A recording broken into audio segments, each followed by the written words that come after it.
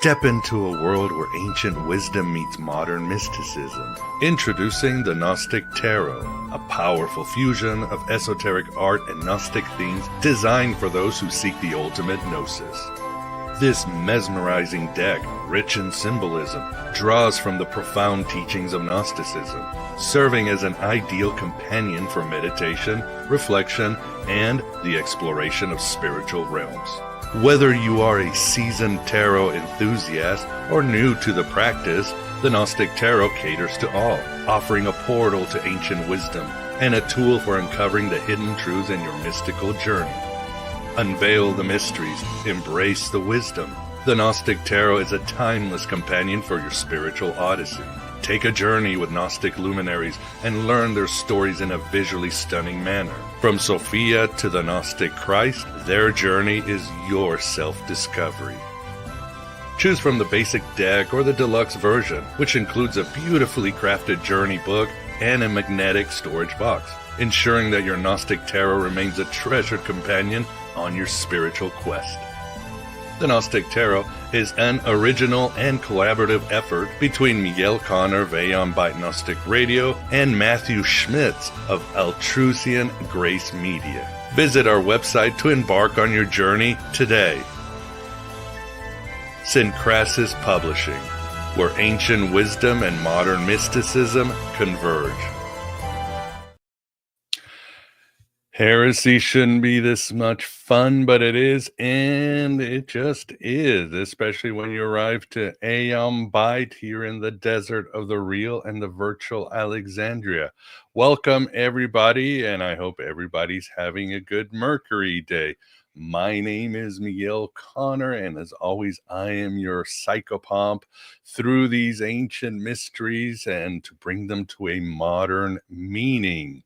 But you are the final authority because we are running with those searching for the truth and avoiding those who have found them.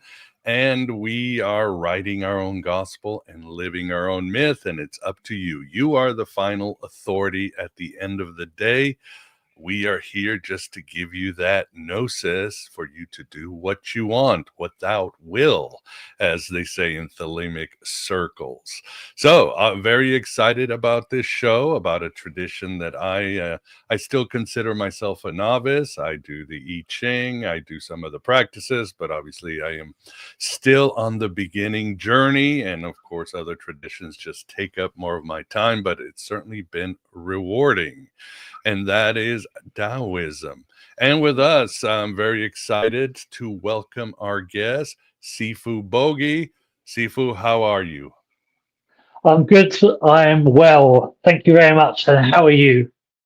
I'm doing good. I'm doing very good. And thanks for joining us. And with us, too, it's always a pleasure, as Vance has his Clark Kent job today, to have with us Graham Pong.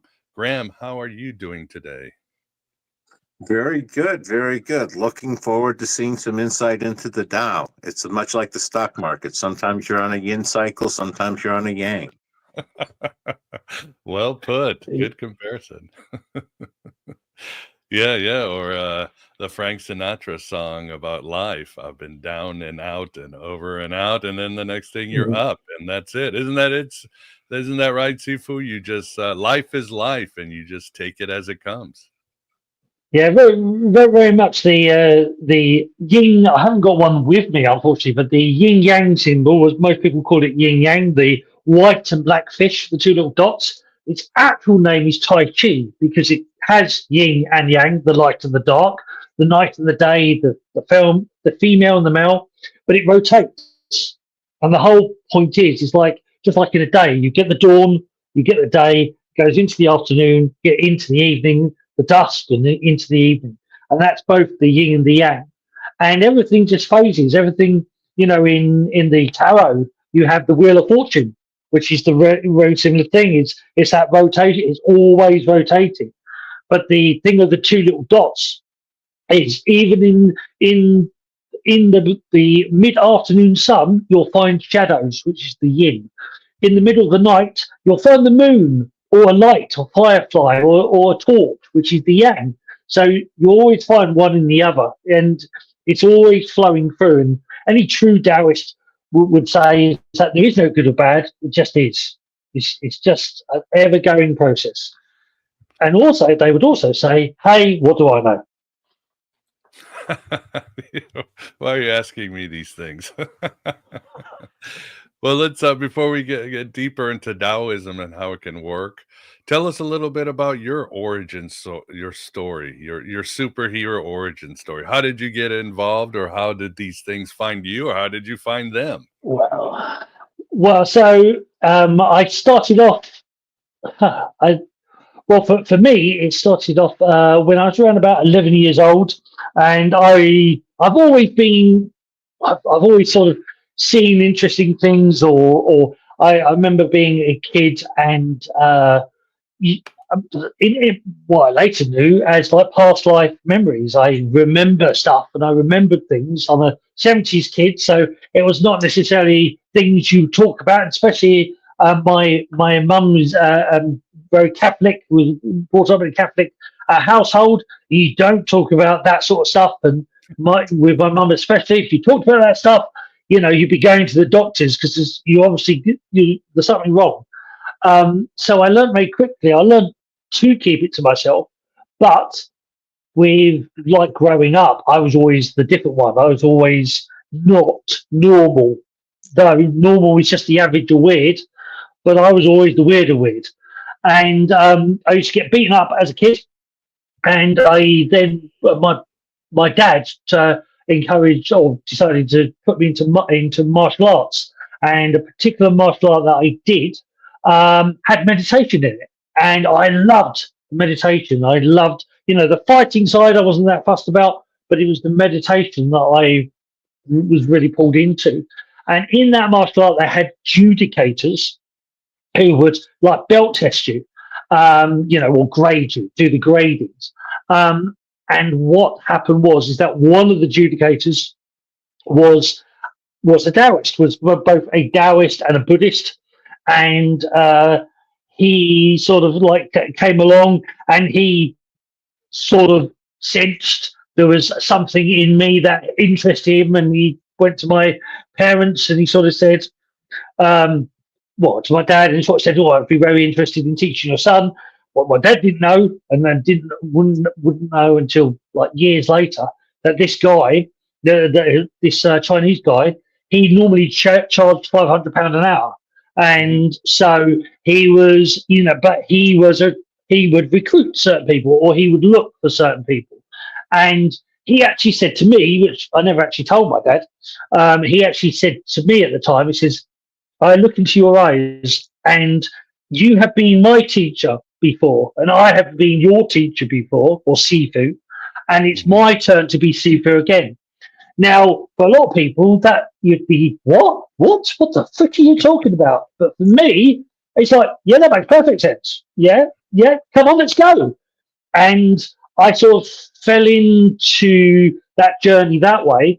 And the Tao means the way, the path, the balance, because every Chinese word has at least 3 meanings. Some have even more than that. So it gets very interesting with Chinese words, because you put 3 together and you've got 15 different meanings. But the whole point of the Tao is an individual path. So there are different types of Tao. There are different ways, And so the way that it's been taught in the West is very theoretical. It's very, it's this and this, and it's a little bit a little bit more than a little bit mystical, a little bit like, what are you saying? It's a little bit nondescript. But the Taoism I was taught was far more practical, and far more. It was a far more that, when you look at ancient cultures, you go to, the Native American Indians, but you go to different cultures, the Aborigines in Australia, and you look at their culture, and they have their Tao. They flow with their nature, with their way. And the biggest part that was like brought to me was that it's about balancing according to nature. But in the West, we think of the word balance. A lot of people think of scales, and those scales being very like going still. In the East, that's considered stagnation. The balance is more like a wave, and it has an equal down to the equal up. And so the wave is fluid. And the Tai Chi symbol, if you can think of that Tai Chi symbol, you turn it on its side, it becomes a wave. It is actually a wave. And so it's this idea that your breath in should be the same as your breath out, whether you have a short breath or a fast breath. When you balance those breaths, you get that equilibrium. So it's understanding even words and certain meanings in a different way, or at least for me. And it started from there. And then my teachers were very much, before you can learn to kill, you must learn to heal, right? Which I thought still think is corny, but it's true, but it's corny. And so they taught me the healing arts, and they taught me certain things. And that was, like I said, from 12 onwards. I got up to 16, and I wanted to be a baker. And they actually turned around and go, baker, they make excellent masseuse, excellent at massage, kneading the bread, the dough. So over the practice, I learned that everything has its Tao, everything has its way, and everything, where some people may not see the connection between baking and massage, there's always a connection. You can always find, understanding. A dancer makes a good martial artist, a good fighter, because they've got the training, they've got the balance, they're used to practice something over and over again. And so everything actually flows into each other. And even in our lives, it's only when we pause and have a look back, even the crap things that happened in your past, suddenly, well, that led to this, the down led to the up. So there is, hence, I'll always say, there is no good or bad, just is. And it's interesting. I was just going to finish off by saying it's interesting that just a few years ago, 10 years ago, if I said that, people would say, but what about this? And what about that? And what about the evil of the world? But now people go, well, actually, I sort of get that. So things are changing. Things are evolving because the Daoist viewpoint is actually becoming more like common sense. Oh, for sure. And yes, like you said, there's different forms of Taoism. There's a shamanistic Taoism in the East, right? Very experiential, very deal with the spirit world. I like that one because it's more a little bit more heavy metal punk. Well, it's one of the ones I practice, and you like say heavy metal. In heavy metal there are different styles within heavy metal. Different forms, and that's the same even within the shamanism. There's a particular type which I practice called Dragon Dog, and in the Forbidden Temple, there's these creatures we see, or if you ever go to Chinese New Year festival, you get the dragon, and then you get what's called the lion dance. Well, it's not actually a lion; it's actually a dragon. But in the East, in China, dragons don't have scales; they have fur and they have feathers. So this, what they called the lion, was actually a dragon's head in a dog's body. And the dragon dogs, they actually look after under one of their paws is the flower life, the 64 circles, which is actually interconnected. You mentioned the I Ching. That's actually interconnected within the I Ching. And the I Ching is actually one of the things that freaked out the physicists is that when they were shown the I Ching markings, that is the codons of the human DNA in order. That the I Ching, the 64 I Ching, is actually said to be the 64 codons of the human DNA. So it's like, hold up, this is at least 2,000 years old. Some people say a lot older than that. And how does it represent the human DNA? How did that happen? So everything's all interconnected, the dragon dog shaman or the shaman stuff, it's very much into the energy. Well, it's very much into the science of it. It's sort of like a spiritual scientist, because they see things of energy and they see things a certain way, and they predicted stuff that only just now are starting to appear within science. like quantum physics and the ancient knowledge, and especially Taoism, is actually very, very similar. I would agree. It is scientific. I mean, there is that story, Sifu, about Gottfried Wilhelm Leibniz. He's, the inventor of calculus, and it was said that he met the Jesuit priest that brought him the I Ching, and suddenly the light went off. He's like, aha, because the I Ching is, you could say today, in a very popular time of simulation, is a very code that creates and sustains existence, right? Oh yeah, 100%. And it's that interesting, like you say about, or like the idea of the simulation. There's a lot of scientists that talk about the simulation, and it's interesting that in science they think, well, we could live in the matrix, we could live in the simulation because we're used to computers. But you go back to ancient knowledge, they talk about we live in a dream within the dream. Our reality is a dream because that was their understanding. Is that they didn't see it. They didn't necessarily have computers, or if they did, they weren't telling us. But they did. They The used alien overlord wouldn't allow us to tell them. Let's get conspiratorial. Well, let's say, when you talk about, I love a good conspiracy because most of them aren't conspiracies, they're facts. But like I say, when you've got a thing that's over 2,000 years old, the I Ching, and these 64 markings are, like you say, it's very much like computer language, but it's also very, it's also meant to be the code onto the DNA. Somebody put those 64 markings into computer and twisted them around each other, and it created the Metatron's cube. Now, you could say, well, that was just like, they just, that was a bit, manipulation. Well, I'd seen it and it looks pretty good. So, who knows? But the whole idea is there's so much mystery in the past that's still a mystery, and we try to poo-poo it. And there's so much knowledge from the past that we try to say we're more clever now than we were then. It's like, I don't think so. No. I don't think so. Yes, and to settle the argument, the Beatles wrote about it, right? When I'm 64. That should settle the I Ching argument. Indeed. Well, it goes into the thing of eights. It's 8 8, and 8 in Chinese numerology is the dragon energy, and it's all about the dragon. And again, going back to like in shamanism, you've got the dragon dogs and you've got the dragon shaman as well.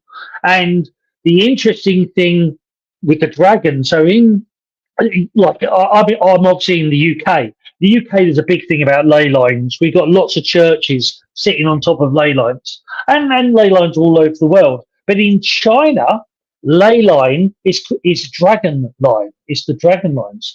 And the interesting thing in the UK, there are stories about Merlin, and Merlin, he used the dragons, and he would talk about the dragons that followed the lines in the earth.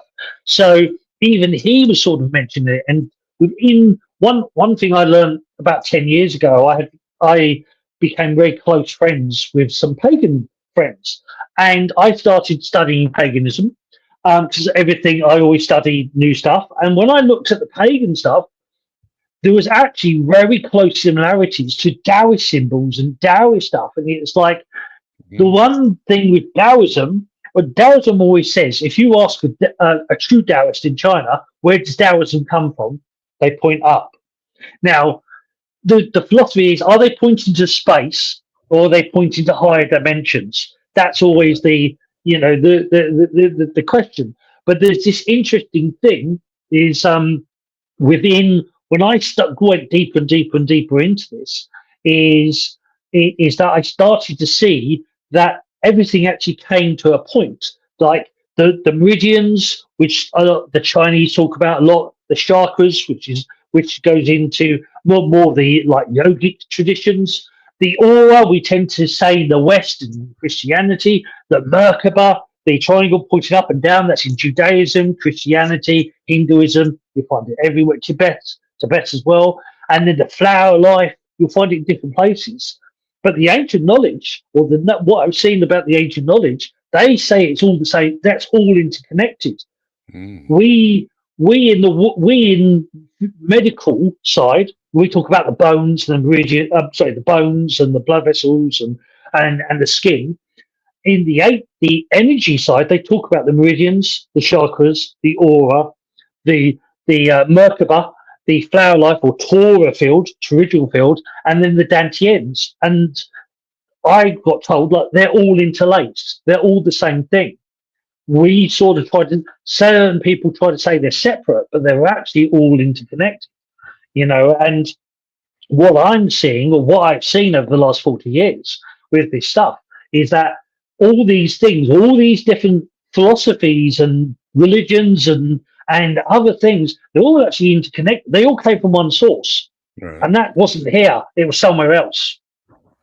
And hence why I always do that. Whether that's space or somewhere else, that's where it came from.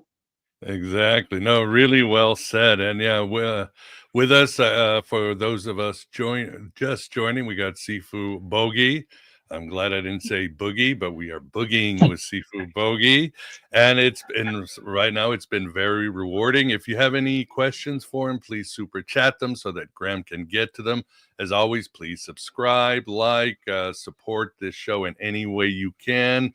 I could surely use your help these days as I'm in this in between worlds and Bordeaux with different things going on. But I do appreciate those of you who support this show. And it's interesting, Sifu, because you're talking about the dragon. I was talking about Merlin and John Borman's famous, one of my favorite movies, Excalibur and Merlin. Can you see that dragon's breath? I can't do the accent, but the serpent and the dragon have been vilified in the West, except for like the Gnostics. They basically worship serpents. They would kiss them in some of their rituals. So you think it's good that this dragon serpent energy is being more accepted because it is essential for our collective well-being or even our personal well-being, you would say? 100%. I mean, there is some very interesting things. So I a little bit. I am dyslexic, so sometimes I get a name wrong. But I think in the medical profession, you have the sword and the two serpents. Is Adusa? Caduceus, yeah, Caduceus. Caduceus. Right. So the interesting thing with the Caduceus. So in the East, there's two serpents. They go up the sword. It's replaced by one single dragon that goes up, and that draws up. Now, and the Caduceus is actually it's going back to the Kundalini energy. So no, in the West, we talk about Kundalini being two serpents going up, but in the East, it's a dragon, and it starts off in between the legs, and it circles up the spine, activating the Kundalini energy, the fire. The thing that's been missed, like the yin, we talk about the yin and the yang, that sword is in the East, it's the thrusting channel, the light.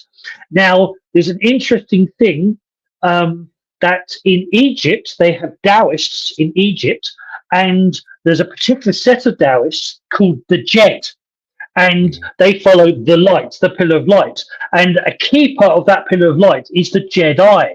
And the Jedi, which was used by George Lucas, he took that name because a pillar of light is a lightsaber. The lightsaber is a pillar of light. The Jedi, the keeper of the pillar of light. And the pillar of light is the knowledge.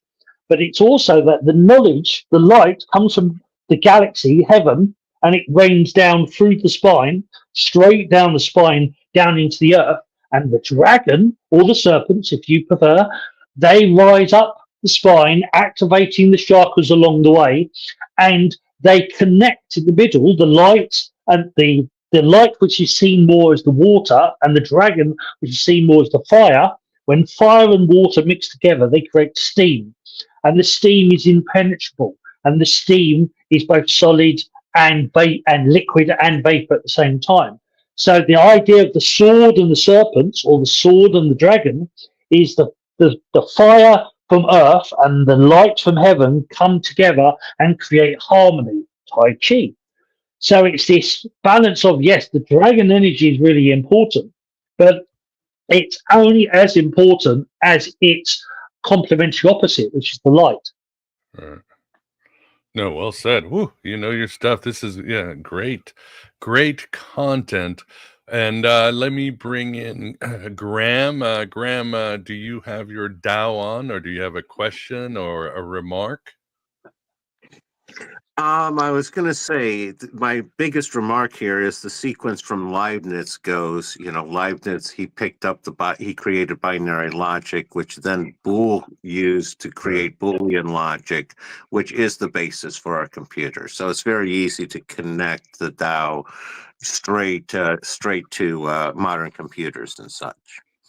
And I agree that reality in and of itself is not either good or evil. I subscribe to the idea that humans are what bring the good and evil touch to it, with our consciousness and our choices. But those are my observations. I'm enjoying it so far. Thank you, Sifu. Oh, thank you. Well, yeah, I like the analogy of a gun. It's like, or a gun. A gun's only harmful if you give it to somebody who's going to point it at you and shoot you. It's, or another analogy, a knife. A knife is good for cutting your steak, or if you're facing an enemy, then you use it as a weapon. But it also will cut.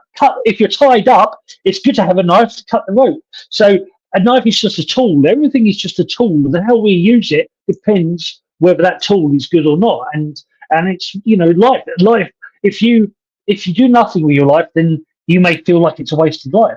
But then do something with your life. There's a Daoist saying is that every breath is vital. So use that breath vitally. Do something with your breath. Beautiful. Love it. And on a little side note, you said you were a 70s kid. What kind of music were you into? I'm only asking because I'm working on a David Bowie biography, so I've got the first draft. So I'm just curious. David Bowie. Yeah, very much so. Grew up with David Bowie, Elton John, Rod Stewart. Obviously more like a little bit more the British stuff to a degree. When I was I used to have long hair in the 90s. I had very long hair, and everybody thought I was a rocker because there was a saying that I ended up with a beard as well, and they say you got beard that could disappear if you're dressed in leather. So they always thought, you're a rocker, and it's like, well. I when I was a close protection officer, when he came to the UK, I looked after Meatloaf a couple of times. But and I don't mind a bit of rock and roll, but I've always been a bit like everything else. I always go in and out of different styles of music. I go wherever the wind takes me. So I enjoy a bit of classical. I even delved into a bit of my dad was very much into country music, so I delved into a little bit of that. And so, yeah, I'm not easy to pin down when it comes to music. Yeah, I'm the same way too. I'm pretty eclectic. But yeah, it's interesting. Obviously, David Bowie was very much into Tibetan Buddhism in the late 60s. He almost quit the music industry to become a monk. And, his teacher, of course, said, don't be like, the Americans who just want to go to the mountain, spiritual bypassing. Like, you have to involve yourself in the world, David. So it's better if you don't become a monk. He's like, all right, I'll stay a civilian. Yeah. Well, see that, and the Taoist philosophy is very much, is very much like that. Is like there's an interesting thing in the East, and especially in Daoism, there are certain people that did go up into the mountains and meditated and whatnot, and there's lots of proof and evidence of people that in Tibet they called them the rainbow body ascension, where they activated their chakras, turned into light, and disappeared. And in China, it's called diamond body, because if you look into a diamond, you see all the colors of the rainbow. And they turn coal into the diamond. They turn themselves into the diamond. And that's all very cool. Enlightenment is a cool thing. But my seekers will always say, that's good. But if you just go off and ascend, it's sort of selfish, because you're meant to come back You're meant to go from the mountain back down to the earth, and spread that information, that knowledge, and raise the vibration. Because otherwise, you're just being a little bit, you're taking the easy route out. It's like, yeah, it's great to ascend and disappear, but you'll be back before long because because everybody else is still here. This is where the party's at least for now. At least for now. No, it makes sense. Yeah, and Bowie, of course, talked about meditating with others and rising. And I love the idea of the diamond body because even in Gnosticism, Neoplatonists, before you ascended, you took on a new body and then you went traveling, like you said, traveling those astral planes and come back with the information and the healing. So it's great to see this connection. Well, I guess that should be the relevant one because we can talk Daoism till the cows come home, right, Sifu? But you talked about, hurting and healing. And today we live in very, I don't know, strange times. They're all strange, but the truth is, depression is up, alcoholism is up. People have a lot of anxiety. So in Taoism, what are some ways in modern times that we can find ways to heal? By healing, you mean body, mind, and soul, all three levels. Yeah, because all three, because that's the Trinity, which a lot of people in certain religions, oh yes, the Trinity the Trinity has always existed, and it's existed way before even this. This goes back 10,000 years. This goes back before Christianity. It goes back before Buddhism and everything, because it was, if you're right-handed, I don't know on the camera wise but the right hand and the left hand, it's very much, that is my right hand is my dominant side. This is my less dominant side. This is my masculine. This is my feminine. You bring them together to the heart, which is the Trinity, the mind, body, and spirit, the masculine, the feminine, and the sacred child. These are all important. So the three energies are always important. So the thing with the mind, body, the biggest thing in Taoism, and like we sort of said before, there's different ways. So you've got the barefoot doctor, they're a traveling healer nomad, and they use different medicines and Qigong, energy exercise, as well as acupressure and everything else. You've got the Dragon Ball shamans. They use different things, but they use a lot of energy work. There's many different ways to. There's many ways to peel a banana. There's many ways to eat a banana. There's many ways to do this. But the biggest thing is, or at least in healing, is that when you're still, and that stillness could be like, like you're told to sit still as a kid and you hold all that tension in and you grow up holding that tension in. Stillness, that sort of stillness becomes stagnation. And stagnation is dis-ease. So one of the biggest things, and you'll see me doing it a lot, especially if you're seeing me on video, I move, I twist, I turn. When I'm not actually at home at the moment, when I'm at home, I sit on a yoga ball. That's on a balance ball. So I'm moving around all the time. I'm growing and flowing because running water never grows stale. So when you allow yourself to move physically, emotionally, and spiritually, you grow and you flow. And so the biggest thing, going like I talked about, the divine masculine, the divine feminine, the sacred child, a true nature of a child is to fidget. We were always meant to fidget. We were always meant to move, and yes, you get like you see the Zen monks are being very like still, but they've got to discharge all that stillness at some point, and that's where the Zen is about the strike or a certain move, because it gets rid of all that tension. And within the Tao, it's this whole idea of, is that the flow, that wave, you breathe in, you let your body expand, you breathe out, you settle down. When you actually stop restricting yourself and start allowing yourself to be, if you're a fidgeter, fidget. If you're a wobbler, wobble.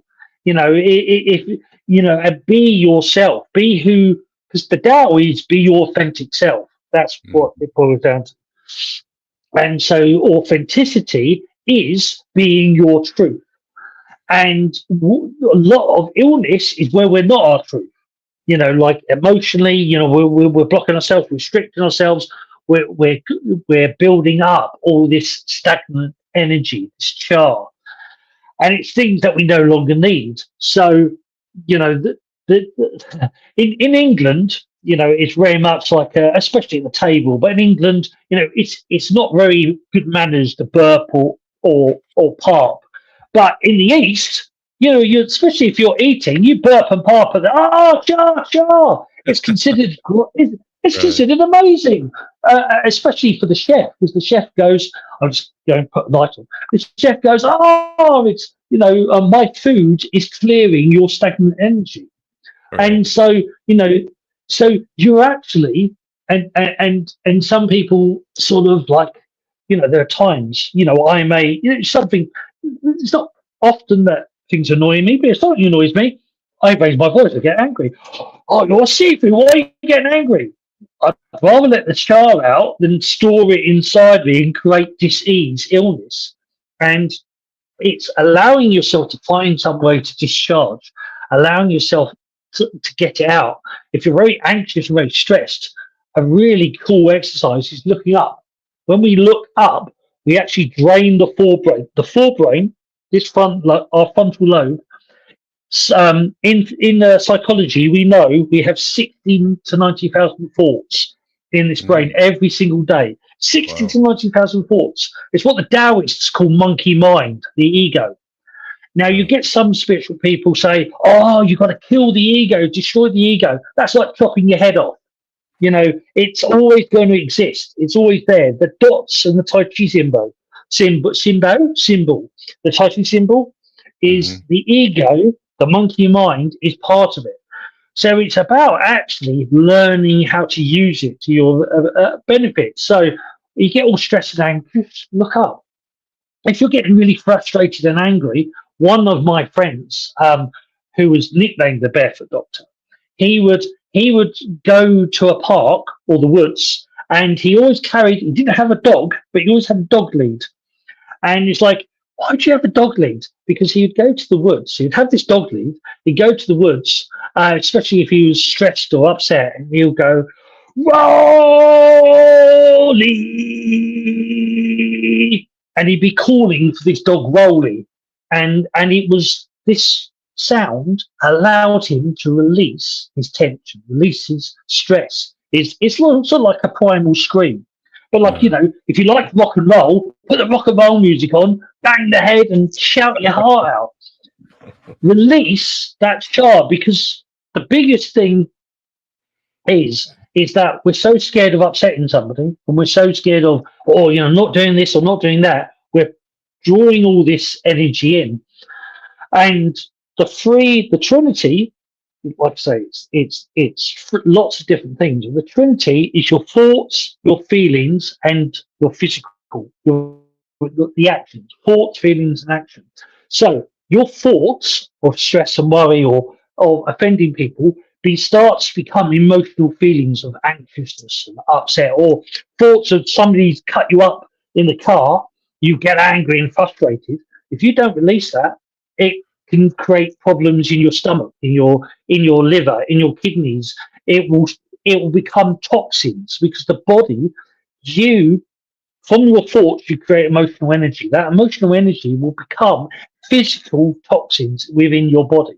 And those toxins build up and build up and build up, and they become disease, they become illness. And so therefore, if you do not shift that illness, that will build up, and it becomes, because we see it separate. Well, a lot of time in the West, we think, "Oh, that's separate. My illness is separate to the way I think and feel." No, mate. No, it's all interconnected. It's all freaking one.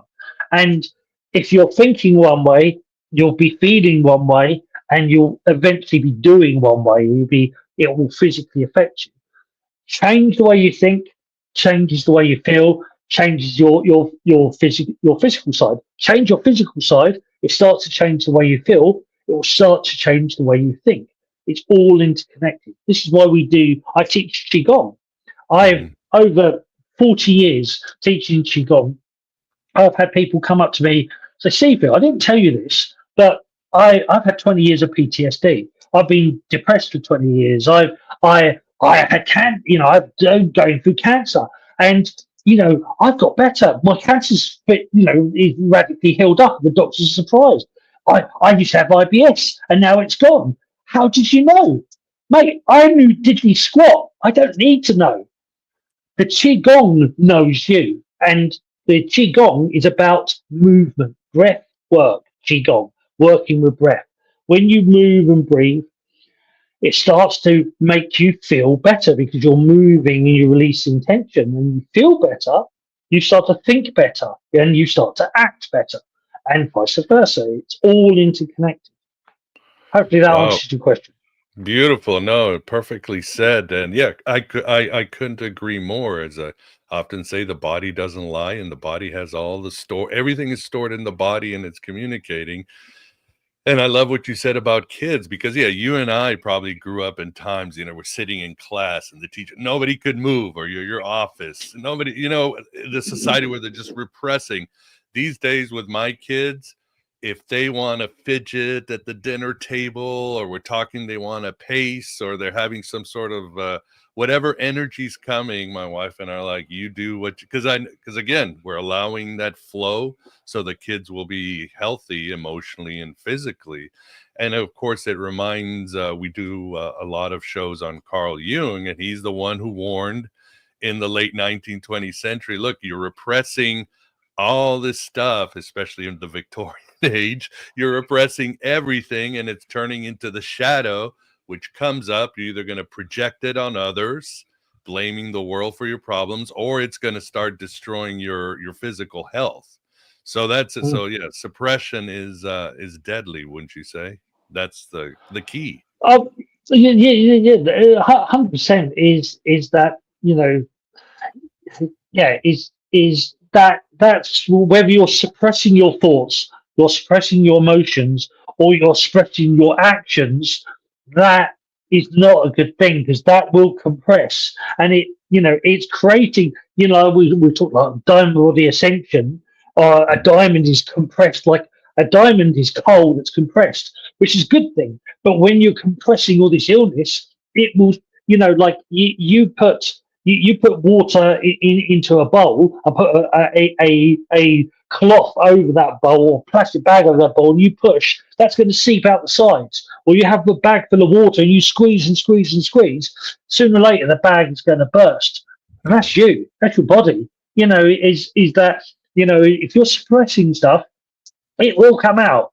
It will come out either in a good way or it'll come out in a bad way, but it will come out. And so this is something I've always sort of like said, is that, and within Daoism, there's a thing of, your goal is to be chilled and go with the flow. But if you can't, if something's frustrating you, scream, shout, well, have a temper tantrum if you need to, but let it out, because if you don't, worry and anger turns into stress. Stress turns into physical illness. Illness turns into your demise. So don't get worried or don't stress, because it'll freaking kill you. So it's this understanding that, and this is what we don't have. We don't have that understanding. Is that, oh, why am I ill? Why is this ill? Look at your life. Look at the way you're thinking. Look at your moods. It's we like to blame the outside, but it actually all comes from within. Yeah, exactly. Yeah, and we treat the symptoms instead of going deeper, or as Jung said, what you suppress persists. It's very simple. But what about things like and when you work with clients or in Taoism, obviously we're talking about stress and not repressing, but what about trauma? Because sometimes as children, we're not allowed to heal. These wounds happen. There's not a system, or unfortunately, they happen in secret, or they happen in systems like school where we're traumatized or bullied, or tragedy and our parents aren't able to communicate. So everybody has some trauma. And that trauma manifests in our health 20 years, 30 years. 100%. How do you deal with it? How do you bring it out? Well, I mean, I'm not myself. My story is, like I said, and I sort of skimmed over, is that I was bullied at school. But that bullying led to me from around about 10 onwards. My mum and dad split up when I was when I was 6. They divorced when I was about 9, and around about 11 to about 14, I tried to commit suicide. Hated this world, hated the way things were, and that energy was there. Unfortunately, by then I started learning Qigong and learning the exercises, and it was learning to redirect stuff and learning how, is the whole idea of the Qigong is that you take that tension that's in your body and you learn to manipulate it and relax it and learn to turn it from one thing to another. It's like alchemy, learning to turn cha into chi. Right. Now, the thing that I think the biggest thing is that, like if well, what's your passion in life? You love fishing, fish. If you love running, run. If you love fixing cars, fix cars. Because you know what all of those are? They're meditations. Now people go, what? And it's like, no, like we think meditation is sitting there going hovering, 3 foot off the ground on a mountain. And it's like, well, that's a meditation, pretty cool one. It's not the only meditation. And the thing is that with what I've said, over the years, I've had lots of people who had child traumas, and all the like military guys that came to me, like gone through stuff in war and whatnot, and they don't want to talk about it. They didn't talk about it, but by doing their passion or learning qigong and learning a way to redirect that energy, you can, psychology is a great thing. And talking is a great thing, but sometimes you don't have to talk with this. You can talk with your body. You can talk through movement. It's like one of the things I learned is going and swimming, going and dancing, going and say do a passion and really let yourself go in that passion. Really, and that will help. Whatever it is, people think no, but I've got to tell somebody. You'll tell somebody when you're ready, and you may never be ready. But I've seen so many people helped. And it doesn't have to be qigong. It doesn't have to be what I do. But I say, what's your passion? Go and do that, and live your passion, because living your passion, or as much as you possibly can, is going to help release trauma. It's going to help you get through those things. Yes, it's good to talk, and yes, it's good to express yourself, but it's also good to let that shite go. And it's also good just to do whatever, you're really passionate about, because there's different ways of saying it, but there's an Eastern philosophy of saying that passion leads to your ascension. Passion leads to your divine purpose. Whatever you're passionate about, even if it's tiddlywinks or noughts and crosses, whatever you're passionate about will lead you to your health and your well-being.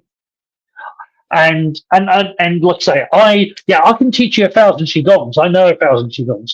I can teach you lots of qigongs, and if that works for you, awesome. But honestly, find what you love and keep doing that, and that will help.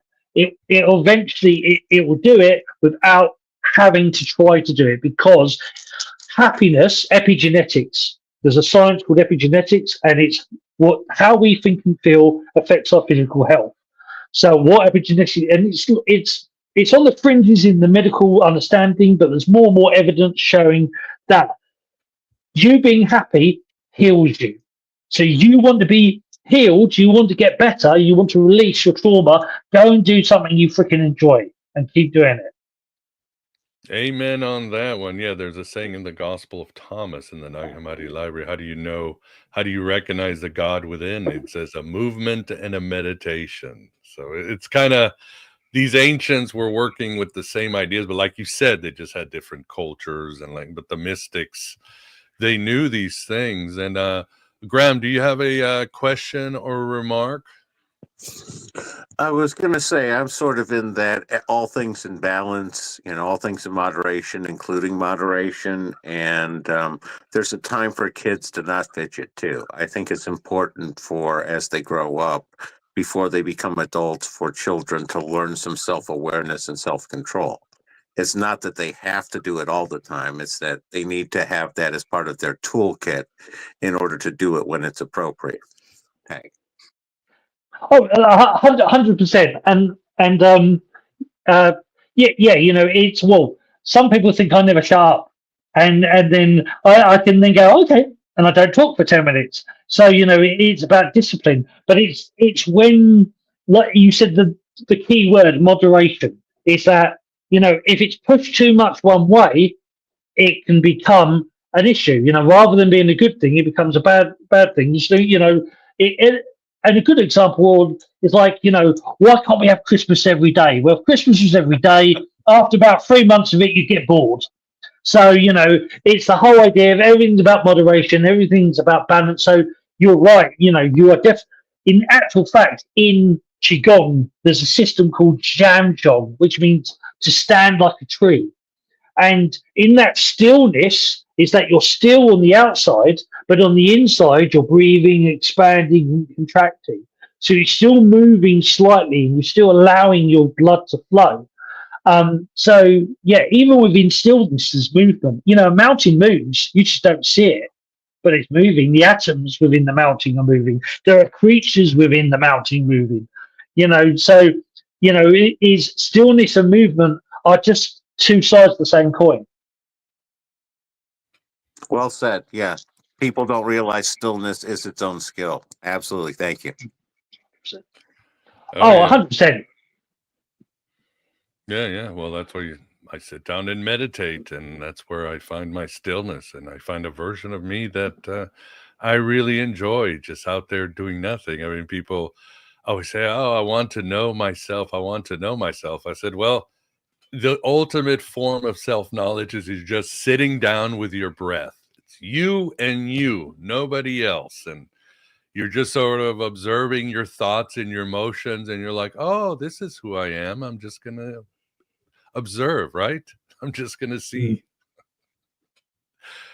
And go ahead.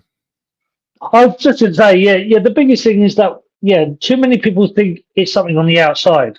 We focus too much on the outside, or I love the social media, to a degree, but there's lots of pampering and postulation and oh, I'm this and oh, I'm that and oh, and it's like, just be you, just be freaking you, You're and the one stop. who got offended. No, it's you. It comes from you. You're the one. The anger comes from you. Yeah, 100%. Well, that I mean, I've done podcasts myself in the past, and I've had like haters, and I love haters. Haters tell me I'm doing something right. If I triggered something, it means I'm doing something right. My energy is disturbing their equilibrium. Because if they were that equal, if they were that balanced, they wouldn't be disturbed at all. They wouldn't be upset. So it's a good thing. So yeah, it's looking within. You are the biggest Sifu you'll find. It's like, and Sifu just means, like some people call it master, and it's like it's not its original translation. It means it's more like father guide or parent guide. And Bruce Lee said it best. It's like a finger pointing towards the moon. Do not look at the finger because you'll miss all that heavenly glory. It's just a guide. It's just showing you the glory of the way. I agree. Unfortunately, on social media, it's not even people pointing at the moon, but people have their fingers up their arses. I think it's like, start there. Take the finger out. Start. No, it's true. It is true. Yeah, unfortunately. And another question, obviously, in the East, working with your ancestors and worship is essential. It should be more. I've talked a lot about on this podcast. The West needs to bring back their ancestors. They haven't gone anywhere. They're here. You talk about epigenetics, trauma and all that does get passed down to us as we pass it down to our children. So ancestors is essential. You would agree? And do you work with ancestors or teach or guide people to get acquainted with their ancestors? Yeah, well, because your ancestors, you don't have to look too far. Your ancestors are yesterday. The knowledge, everything that is makes you who you are is the knowledge of the ancestors, your ancestral heritage. Let alone, your family or everything you come about. But yeah, the ancestors are all around you, and that information is really important. But there's an also there's also an interesting one about like the higher selves, like when people talk about their higher self, and it's through the Dragon Dog Shaman. When I learned about the Dragon Dog Shaman, I learned there's a thing called folding, which is a little bit like remote viewing, which is that the past, the present, the future is all happening all at once. So you can fold a situation and go to that place. And I went back to my childhood, like I said, my family broke up when I was 6 years old, and I suddenly realised that when I was six, there was an energy around me that felt familiar, but I didn't quite understood, and it's always been there. And I suddenly realised that was me. That that was me in the future, coming back to the past, looking at me saying, "You're going to make it. You're going to be fine." So your ancestors are you, so you should honor them because they're you, and your future selves, your angels, your higher selves, they're also you. It's all freaking you, the whole within Daoism, and in the Gnostics as well. It's all one. Everything is one. That everything is you. So yes, you should have respect for the past. You should have respect for the ancestors because they're they're why you are where you are now, and you're also the ancestor. So you should be respectful yourself because you're going to create the future or not. Exactly. Yeah, and you came dressed pretty cool, and we've been joking around, all of us here, and some people might say, what's going on? He should be wearing these robes and have a poobah hat, and this is serious business, and we should not joke around and honor this mysticism. So, what do you say to that? Should we have a sense of humor? I think, well, that goes for me. That goes to the Trinity and the Sacred Child. I mean, there are times. And don't get me wrong. There are times that I will have Eastern attire on because I like it. I think it's cool and I like it. But you know, like if you're a first aider, does that mean you always have to wear a badge, or can you be a first aider without wearing a badge, without wearing a name print saying or if you're a chef, do you always have to wear the hat? Yeah. Or can you just be a chef in whatever you are? And within Taoism, there's a very important saying that says, never take yourself or anybody else too seriously, because you go into monkey mind too much. You go into, I'm important and everything I say should be taken seriously. And it's like, come on, dude, chill up and relax. And, it's like, if what I'm saying is important, it'll be important whether I'm in a Spriggan Miss t-shirt or whether I'm wearing a Tai Chi uniform. It doesn't matter, The fact that I was running late and I still got this on, it was obviously meant to be. It is though, it's a cool band called Spriggan Mist. They're sort of a pagan rock band. You might like them. I don't know. You have to look it up. But they use the 3 1s. They use the dots, and it's always a good thing. It's like the Trinity, and it's I mean, the thing is that I respect this stuff and I love this stuff. I'm very passionate about this stuff. So that's me taking it serious. But does that mean I should, not have fun? Well, then I'm not, I'm not the Taoist you're looking for. You're not the droid you're looking for. I'm not the Taoist you're looking for, because for me, it's about, chilling out and enjoying life. That's what it's all about. Agreed. And have you ever been accused of that terrible notion of appropriating? It's like, why are you appropriating these traditions? They're not for you. Blah blah blah. So it's like, are we not on this planet? Are we not human? Yeah. Is that we're on the same Earth? And I mean, if you believe in reincarnation, and Christianity originally had reincarnation within it, within the information, it was taken out in the 16th century.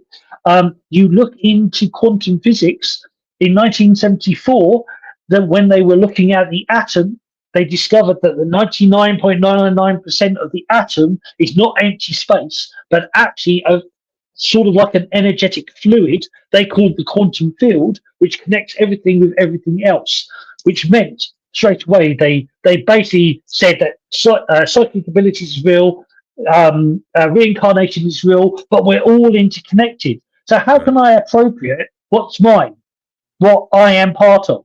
I am part of this planet. I am part of this reality. And if you believe in reincarnation, how do you know what I was last lifetime, last 1,000 lifetimes? You could be everything. In Daoism, there is no, you are everything. You've been everything. Will be everything. Everything from an atom all the way up to a galaxy. Everything is conscious. Both Nikola Tesla said that. Einstein also agreed with it. He said it a slightly different way. He missed out the conscious bit, and he just said energy can't be destroyed. It can only be transformed and transferred. It was Nikola Tesla who said energy is conscious, and consciousness can't be destroyed. It can only be transformed and transferred. And I think it's interesting, this whole reappropriation. When you look into that, where does that come from? It's a manipulation. It's people trying to keep things separate, keep things us and them. Is that like you put a load of children together as children will play with each other, whatever color they are, whoever they are. It's only adults that start to try to muck that up. But hey, what do I know? No, it's well said. And when your soul calls you, like you said, if it calls you to go fishing or start doing Sufism or ceremonial magic or Japanese theater, you do it. It's your soul's call. And again, I know I'm bringing up David Bowie again, but he got accused of appropriating, and he changed so much. And one time he said, I have changed and had so many personas. I forgot that I started out as an overweight Korean woman. So he forgot. Is the joke, like he didn't even know who he was before, and he was happy with all his identities. So it's anyway, just a little anecdote. Well, I just want to quickly say, it's an interesting thing. You go into genetics, and when you start looking at your genetics, like the whole DNA thing, it's like so many people is, they're obvious things, but they find things that they didn't expect within their genetics, and so who's to say what my genetics is? Who's to say that my genetics isn't already Chinese, isn't already this, let alone the fact that I was drawn to it. And if you're drawn to it, you're meant to be part of it. So otherwise, like don't do anything. Don't do anything outside your box, outside your house, because otherwise, how do you know it's yours? It's all yours. If you like it, it's yours. It's meant to be yours. So, anyway. No, exactly. And really well said. And Bora, as we get to the end, if people want to work with you, do you work with people physically or can you work with them online? Some people are asking on the chat. Well, yes, I do. I do both. I am in England, and I do work physically. I actually do massage and as well as Qigong, Tai Chi. But ironically, ever since about 2008, I've been online, and I actually have a lot of students in the States, Australia, even in the East, actually. And so I do have a brand new website, which I can't remember. It will be in the links, but I can't remember its name. But if you go onto any of the social sites and put in SIFU BOGGIE, you will find me there. And then go to the profile. You will find my link to my stand store, which is like my business card, and it will take you to the Shundao School. Shun is my family system, or my Sifu's family system. Shun is their name, but Shun also means to flow or to fold. So Dao means the way, so it's the flowing way. And so the Shindao School, it's my tip of the hat. If I wore a hat, it's my tip of the hat to my teachers, to my Sifus, where I teach lots of different things, all different styles, but they're all balanced. They're all incorporating the mind, the body, the spirit. They're all incorporating the masculine, the feminine, the sacred child, and they got me in it, so they always got fun. Oh, it's yeah, I, no doubt. And you do teach the famous Wu Wei, doing without doing, right? That's what I'm. Yeah, well, and what the interesting thing of the Wu Wei very quickly is that Sure. it's more like a dynamo. The old dynamos. You stack a domino up and you just push one, and it topples over another one, and another one, another one, another one, and eventually you could start with dominoes that big, and eventually have dominoes the size of a house. And it's the momentum that builds up. So that's saying the Wu Wei, do little and everything's done. Sometimes people say do nothing, and it's not about do nothing. It's about just the right action. You do the right movement and the right action. And even within the Japanese, in Shiatsu, which is Japanese massage, there's a style of Shiatsu where they just push you one point. They push you one point, and it triggers a domino effect where everything ripples and everything changes. A little bit like the whole butterfly, the butterfly philosophy. Butterfly flaps its wings in one place and it causes a tornado somewhere else. So it's all about the right action, the right movement at the right time. Yeah, or my son, he does jiu-jitsu, and I watch him, and it's all about use their energy against them, and don't use your own energy against you, your own mass against yourself. Oh, Flow when 100%, you're man. yeah, Yeah, here in the United States, and we call jiu-jitsu murder yoga. It's yeah. Oh, yeah. It does. And it's cousin. You go from like you got the jujitsu is more the martial side. You've got judo, which is more right. like the defense side or the manipulation side. But it was a jujitsu master, judo jujitsu master that went to China and studied forms of Qigong. Because Qigong is like the grandpapa. A lot of people have heard of Tai Ching, and Mhm. Tai Chi is like the grandson of Qigong. And there's a style called Bakwa, which means the 8 trigrams, the circle. And Aikido, which is a Japanese form, but it is the art of flowing and twisting and bending. And it was a jiu-jitsu and judo master who went to China, studied the arts of Qigong and studied the arts of the Tao, and came back with Aikido, the flowing way. And it's all about the turning and twisting and using your opponent's energy against you. But your opponent, you can also it's using the force against itself. So if something's coming to you getting a bad day, you flip it, find a way to change it. Don't turn that frown upside down. Yeah, the basics are sometimes the most profound forms of wisdom. So yeah, I would agree. Well, we are getting to the end. Graham, do you have any final question or remark? Yeah, I was going to sit there and say your comment about David Bowie and the Korea woman reminded me of a clip I saw of Joe Biden where he said about how he was so proud of being the first black female vice president. Yeah, I think there were two different reasons. David Bowie was being his usual bullshitter, which he was great. I think Biden was in a higher plane, Graham. Oh, he wasn't making a joke off of Bowie. Okay. Yeah, my bad.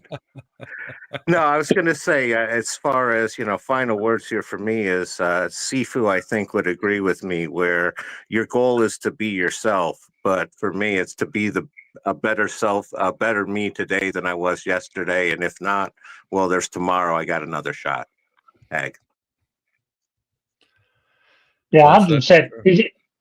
Yeah, I agree with that 100%. While you're still alive, it ain't over. You can always try tomorrow, and that's the point. So there's always there's always tomorrow.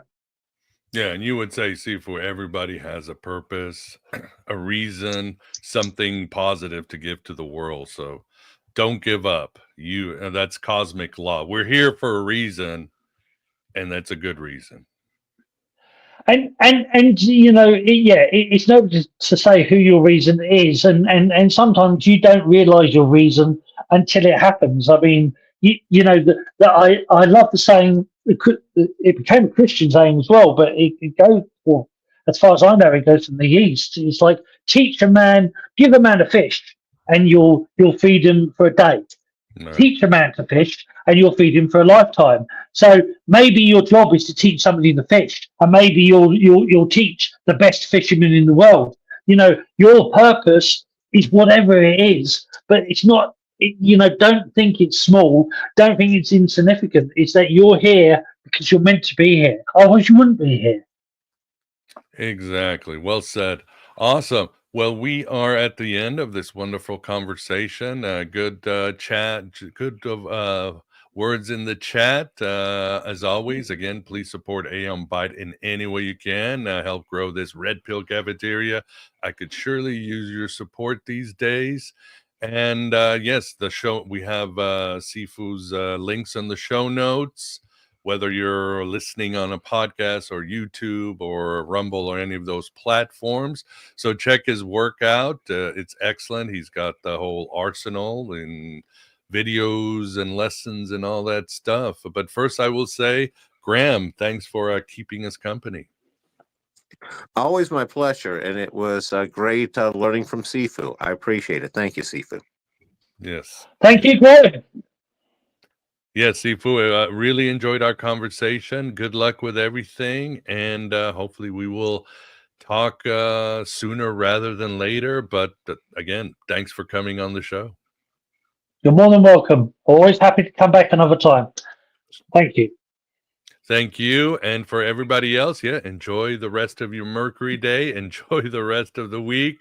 If you're somewhere in the northern parts like I am, stay warm and stay alert and stay awake. All right, everybody. Thank you and take care.